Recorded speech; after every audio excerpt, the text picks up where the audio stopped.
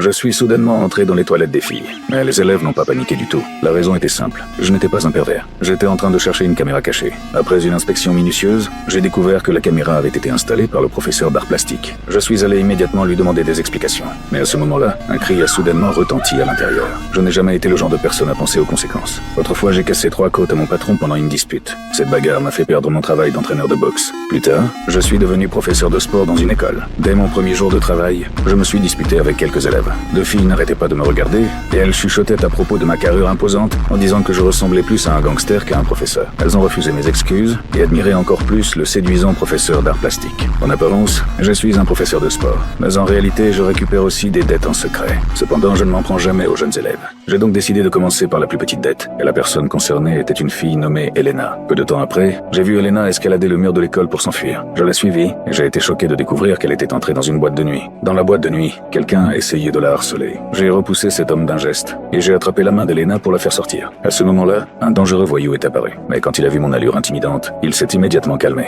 Après avoir quitté la boîte de nuit, j'ai enfin découvert la vérité. En réalité, Elena cherchait sa meilleure amie disparue. Après la mort de ses parents, son amie avait été forcée de travailler dans cette même boîte de nuit. Mais cette nuit-là, elle a soudainement disparu. J'ai raccompagné Elena chez elle et je lui ai promis de retrouver son amie. Je l'ai aussi averti de ne plus jamais retourner dans un endroit pareil. Alors que nous étions presque arrivés chez elle, une voiture est passée lentement à côté de nous. L'ombre étrange projetée par ses phares paraissait très suspecte. Elena n'y a pas prêté attention, mais quand la voiture s'est arrêtée, elle a immédiatement senti que quelque chose n'allait pas. Au même moment, j'ai remarqué que le téléphone d'Elena était tombé dans cette voiture.